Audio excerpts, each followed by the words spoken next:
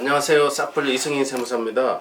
오늘 사연자분은 양도소득세인데요. 입주권 상태에서 지분 증여를 하신 다음에 올해 9월이 입주인가봐요. 그래서 2023년 9월 입주 전에 입주권을 매도할 때 양도소득세 부담은 얼마가 될까요? 이렇게 질문하셨는데요. 내용을 소상히 말씀을 안 해주셔서 설명을 한 번 더 듣고 진행을 해보도록 하겠습니다. 내용을 간단하게 좀 설명을 해주시면 좋겠습니다. 네, 그러면 진행 경과별로 간단하게 말씀드릴게요. 00년에 재부담으로 돼 있었던 집을 무증께 98%, 부증께 2% 이렇게 해서 이제 증여를 드렸어요. 100% 아드님 명의로 돼 있다가 네. 모친께 98%. 네, 부증께 2%. 이렇게 증여를 했어요. 증여를 제가 했죠. 그렇게 돼 있다가 2018년에 부증께 100% 증여가 됐어요. 19년에 이제 모친께서 돌아가시고 98%를 전부 해서 부친이 네, 100% 100%가 이렇게 되셨고, 증여가 됐다는 거죠. 네, 모친은 이제 그 다음 해에 돌아가시게 됐고 어쨌거나 이렇게 해서 지금 현재 입주는 2023년 10월에 입주를 하게 됐어요. 2023년 10월에 입주. 네네. 근데 이제 입주권이라고 하는 게 바로 등기가 나오고 그렇게 되지가 않을 수도 있잖아요. 그렇죠. 좀 지연될 수 있죠. 네. 그래서 이제 입주권 상태에서 매도를 할 수도 있고 네네. 아니면 저희가 잔금을 다 치르고 등기 후에 매도를 할 수도 있는데 네네. 그럼 어쨌거나 이제 매도가액이 요 금액이 될 거고요. 그렇죠. 입주권이 됐던 등기 후에 주택으로 됐던 요 가격이 될 거고 그랬을 때 이제 아버님께서 혹시 양도세가 어느 정도가 되는지를 궁금하신 거죠. 입주권 상태에서 이렇게 증여하셨으니까 뭐 중도금 대출이나 분담금이나 뭐 이런 거 다 넘어가겠네요. 그죠? 그렇죠. 입주권 상태 같은 경우는 이게 거래 사례가 그렇게 많은가요? 이 매매가 빈번히 일어나요? 지금 현재요? 네, 지금 현재. 지금 현재는 이렇게 많은 것 같지는 않아요. 그러면 비슷한 사례를 찾아보기가 어렵겠네요? 사례라고 하는 건 어떤 거 말씀? 이 동네에 나랑 평형이 똑같은 사람, 도부에 들어가는 실제 거래 내용은 일부 있더라고요. 일부 근데 이제 그게 많지가 않아서 20년에 거래가 된 것도 있고 작년 22년에 된 것도 있고 22. 네, 그러다 보니까 그게 다 이제 부동산 시장의 상황에 따라서 가격이 다 다르기 때문에 그 입주권이라고 하는 게 정확하게 실물이 있는 상태에서 거래가 된 게 아니라서 그 가격을 지금 현재 공적 가격이라고 보기는 어렵죠. 그리고 저희들이 이제 세금 계산할 때 그 네. 사례는 무한정 과거를 다 뒤질 수는 없고요. 네. 판단 시점, 양도 시점으로부터 증여는 6개월, 양도는 한 3개월 안에 있는 것만 봅니다. 그리고 나랑 유사성이 있어야 돼, 유사성. 네. 완전히 평형이 다르면은 그건 안 되잖아요. 네. 가격이 완전히 틀려지니까. 네. 그러니까 같은 단지에 있는 아파트 중에서 내 거랑 전용 면적이 95% 이상 동일해야 돼요. 그러면 가격을 말씀하시는 거라고 하면은 네. 그래서 지금 현재 이제 호가가 나와 있는 게 네. 약 9억 5천에서 11억까지 돼 있어요. 그럼 뭐 약 시세를 10억으로 보고 10억 정도가 정도로 합리적인 합리적인 가격인데 이 변동폭이 어쨌든 뭐 시장 상황에 따라서 움직임이 있는데 우리는 판단이 필요한 거니까. 네, 과거보다는 많이 떨어져 있는 상태다. 네, 최근 네. 시장을 감안했을 때. 네, 이렇게 이제 사례를 찾아서 매매 가격을 예상하는 방법이 있고요. 네. 감정 평가하는 방법도 있습니다. 감정 평가하면 역시 막 사례를 뒤져보고 네.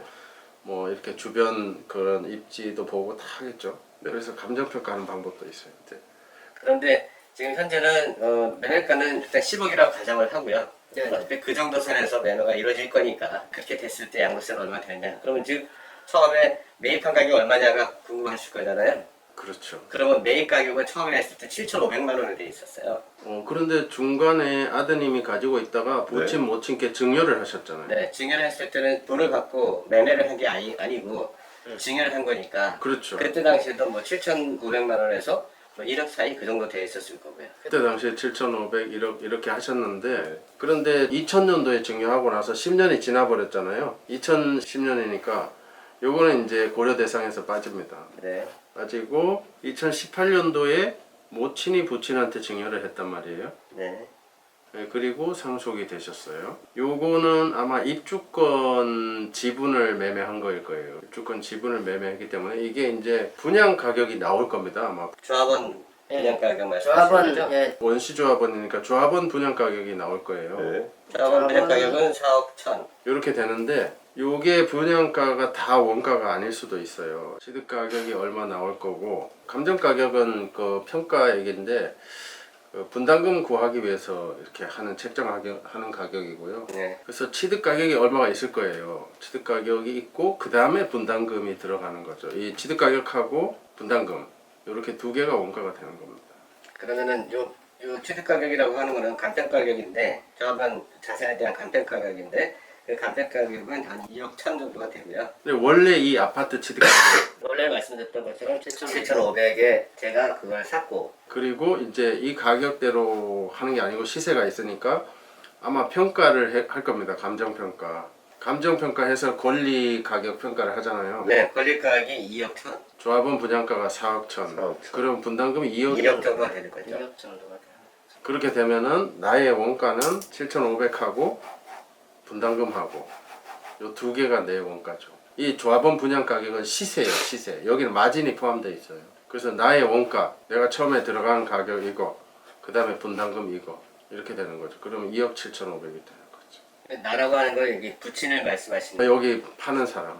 그러니까 파는 사람은 이제 부친이 되시겠죠. 네. 부친 명의로 돼 있으니까. 네네네. 여기서 이제 부친께서는 2% 지분이 증여로 받은 금액이 있고, 98% 증여로 받은 금액이 있고 그렇거든요. 그때 세 번 다 정리하셨고요. 세금 정리는 다 됐고, 그럼 이제 여기서 부친 입장을 따져봐야 되거든요. 네.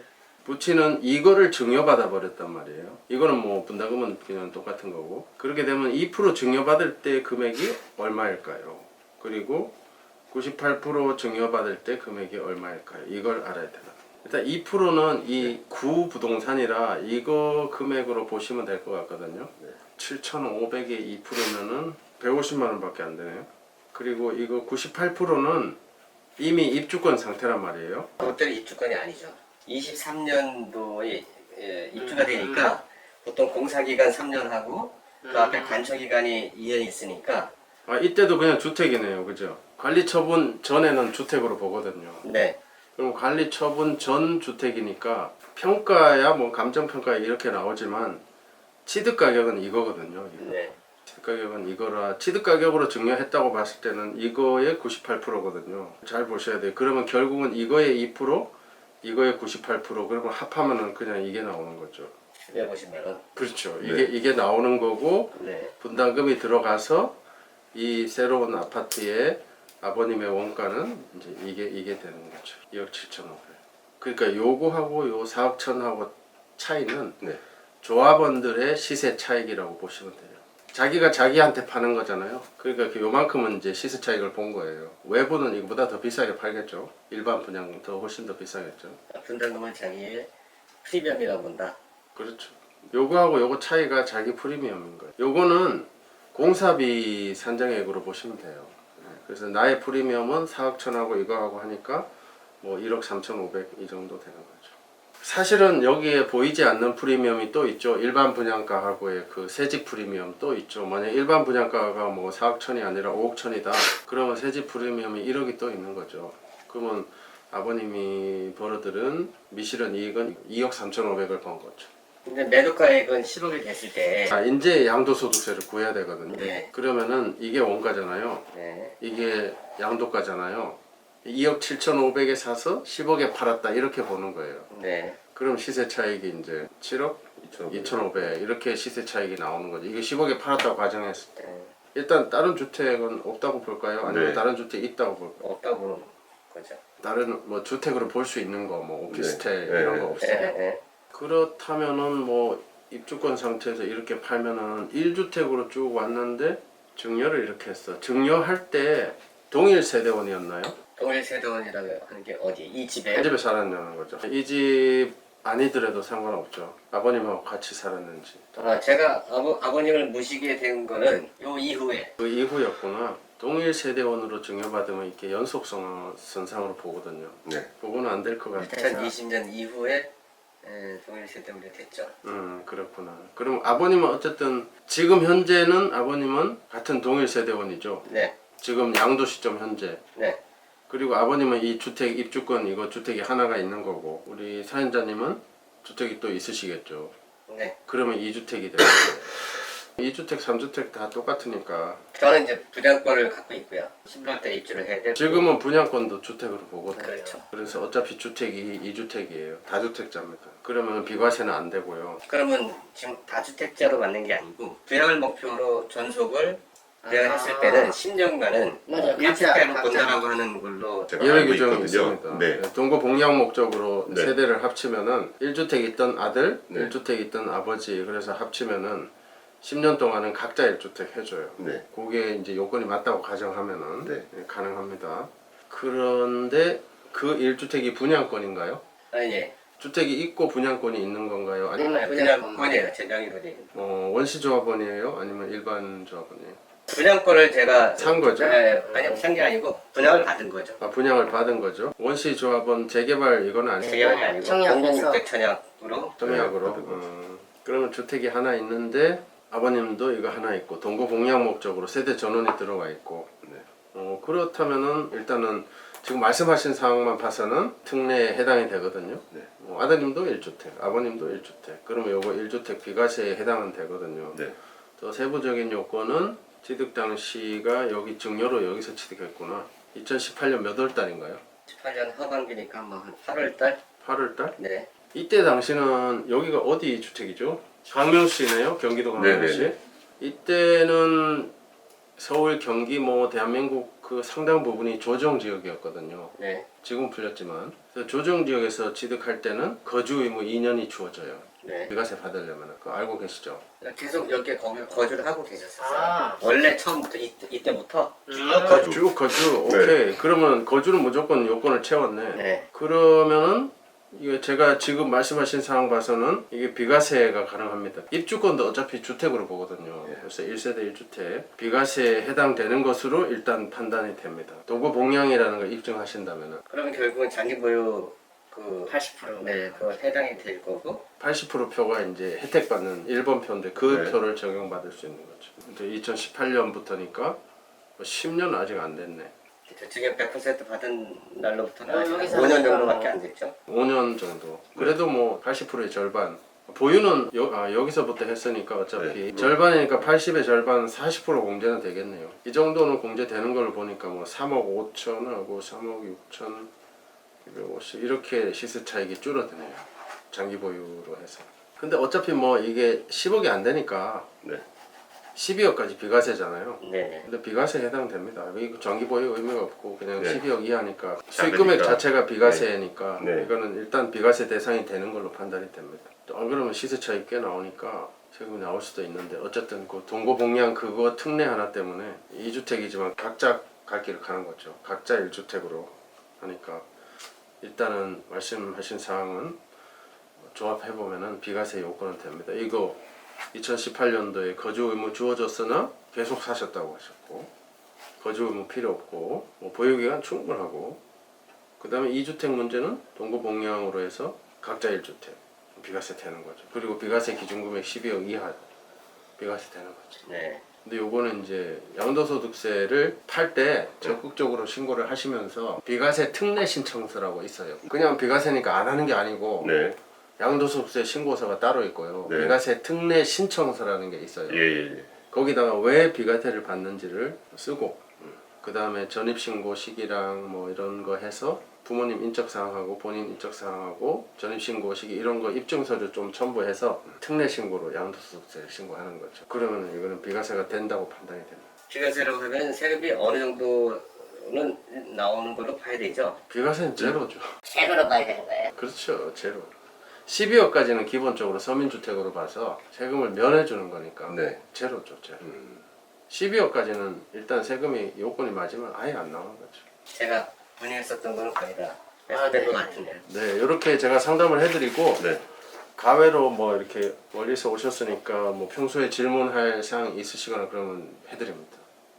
여기 자주 못 오시잖아요. 지금 이거는 뭐 시가 인정에 감정평가, 취득가액 당초 얼마인지 네. 요거를 몰라서 제가 그 자료를 좀 부실했어요. 그랬는데 어쨌든 말씀을 잘 해주셔갖고 잘 해결이 됐습니다. 자, 여기는 요 주제는 일단 일단락 짚고 네. 뭐 평소에 궁금하셨던 거 있으면 한두 가지 제가 더 짚어드리겠습니다. 법인을 청산을 하려고 하면은 어떤 절차가 필요하죠? 예를 주식회사? 네. 주식회사 청산. 네, 예를 들어 주식회사를 제가 몇 개를 갖고 있는데 다양한 사람들이 이제 주주 구성이 되어 있고 주주 구성이 다. 네네 거기서 이제 비즈니스 여러 가지를 하다가 그러니까 정리해야 될 필요성이 있어서 정리를 하려고 하는데 갖고 있는 자산들이 대부분 이제 부동산이에요. 그러니까 부동산이니까 뭐 토지도 있고 업종이 어떻게 되는 건데? 업종은 뭐 부동산 매매인데 이런 쪽으로 해서 하고 있었어요. 그래서 거기에 이제 주택, 그다음에 토지, 입주권 이렇게 다양하게 있는데 그 이제 자산을 이제 다 매각을 해서 거기 있었던 구성원들이 야, 이제 그건 하자. 정리해서 이제 좀 나눠갖고 요거 갖고 우리 놀러 가는데 쓰자. 이렇게 했어요. 네. 원래 그 목적으로 했었으니까. 그러니까 좋습니다. 거기서 이익금 나온 걸로 해서 우리가 뭐 때되면 같이 놀러 다니고 하는 걸 했었는데 그렇게 하려고 했더니 이 청산 과정이 지난하다고 하는 얘기를 들어서 그러네요. 쉽지 않죠. 조심하셔야 돼요. 이거 어떻게 해야 되는지 조심하셔야 됩니다. 원래 말년병장은 떨어지는 낙엽도 조심하잖아요. 그래요? 항상 마지막을 조심하셔야 유종임 이런 말도 있고 마지막을 항상 잘 하셔야 일이 진짜 다 좋아집니다. 다 된 밥에 재 뿌린다 이런 말도 있잖아요. 그래서 항상 유종임 일을 잘 거두셔야 되는데 그게 청산이거든요. 회사로서는 청산을 좀 쉽게 설명드리면은 돈으로 다 만들어라. 현금화해라. 네, 돈으로 만들어 가지고 세금 낼 거 있으면 내고 그 다음에 나눌 건 나누고 해서 이걸 깨끗하게 정리를 해라. 깨끗하게 계산해라. 그게 청산이죠. 청렴하게 또는 뭐 깨끗하게 계산해라 이런 의미거든요. 그러니까 부동산이 있잖아요. 부동산 처분하셔야 됩니다. 그러니까 모든 자산을 다 현금화해서 들고 세금 있으면 내고 네. 나눠줄 건 나눠주고 네. 주주가 있으면은 주주한테 주식으로 반환하고 주식 소각하고 그렇게 해서 재무제표가 수치가 담기는 게 그 재무상태표잖아요. 그거를 클린하게 해라 이거죠. 그렇게 해서 순자산이 없으면은 이제 문제가 없어요. 세금상에서. 순자산이 있는 상태에서 폐업을 해버리면은 주주가 배당받았다고 간주하고 의제배당으로 배당소득세가 추징될 수 있죠.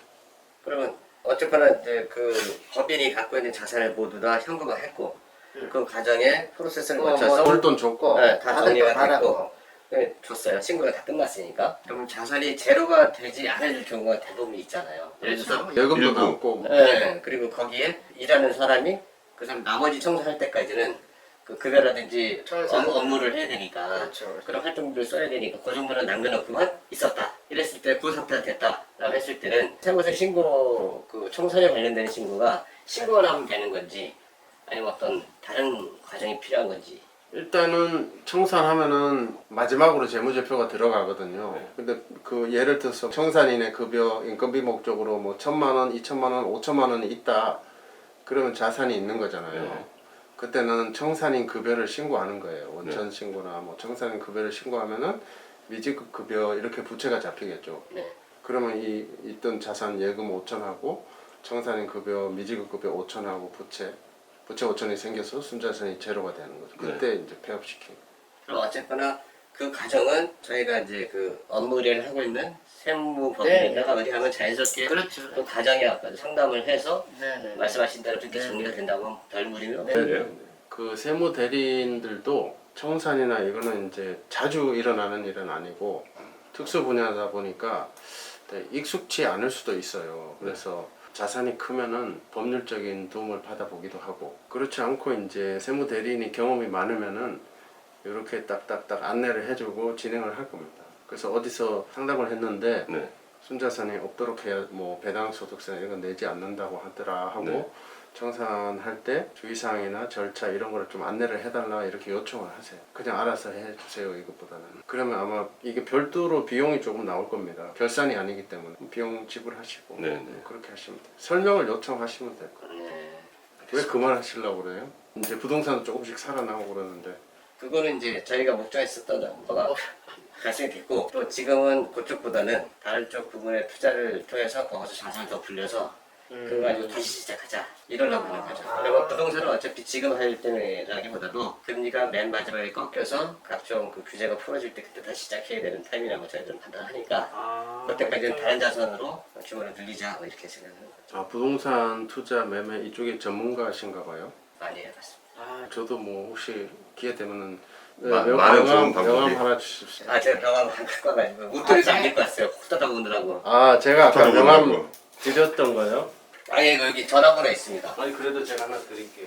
저도 출신이 공인중개사 출신이거든요. 지금도 여기 강남 쪽이랑 제가 학원 강의하는 안양, 평촌 이쪽 중개사님들 다 합치면 한 1,200명. 아까 왔던 분도 이제 우리 후배 중개사가 소개해서 여기 오셨는데 네. 그분이 보낸 중개사님이 저보다 한 20년 후배. 지금 자산 있으시면 2차 전지에다가 2차 전지면은 뭐 배터리 쪽인가요? 네, 그 일반적으로 배터리라고 하는데 도움을 주셨으니까 저도 간단하게 말씀드리면은 그 기업으로만 말씀을 드리면은 개별 주식을 하실 수 있으면 개별 주식을 사러 오시고요. 그리고 주식하기가 그러시면은 ETF를 사시면 돼요. ETF는 뭐냐면 Exchange Traded Fund라고 해서 펀드를 거래소에 상장을 시켜서 주식처럼 사고 팔게 한 거죠. 근데 그 ETF는 시장에 아주 원활하게 주식처럼 거래를 할 수 있게 했기 때문에 ETF를 하나를 설문을 해내서 2차 전지 전반적인 소재, 배터리 만드는 회사들 그쪽에 대해서 투자를 할 수 있는 방법이거든요.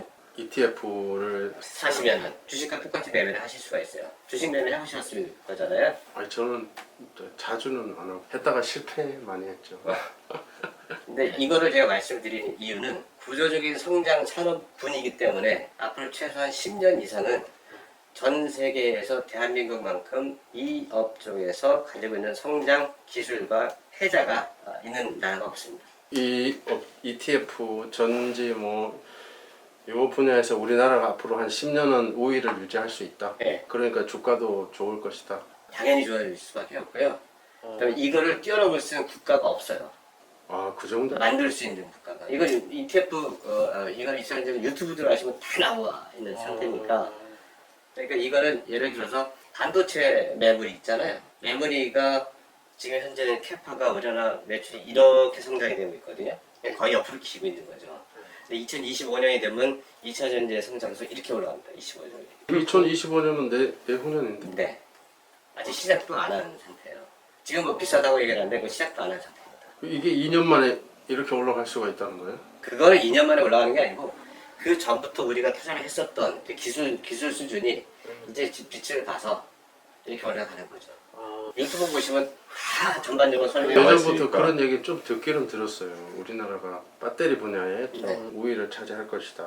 우위 정도가 아니고 현격한 초격차가 있습니다. 그러면 LG를 선택해서 그러면 세 가지가 있는데요. 크게는 이제 그 배터리 그 회사, 이제 셀 업체라고 하고, 그 밑에 이제 소재 회사, 소재 중에서 가장 큰 게 양극재, 음극재, 분리막 이런 게 있는데 가장 중요한 건 전기 자동차의 50%를 차지하고 있는 원가가 배터리고, 배터리의 45%에서 50%를 차지하고 있는 게 양극재예요. 그러면 셀 업체, 양극재 소재 업체, 그다음에 장비 업체 요 세 가지 정도 하시면 되는데, 그러면 크게 보면은 가장 큰 게 LG 에너지 솔루션, LG 화학, 에코프로, 에코프로 BM, 포스코 홀딩스, 포스코 BM, 포스코 퓨처엠이라고 있어요. 그다음에 소재 업체 중에 몇 개 이렇게 해서 구성을 해놓으시거나 이게 이런 걸 다 구성했다는 거죠. 다 들어가 있는 거죠.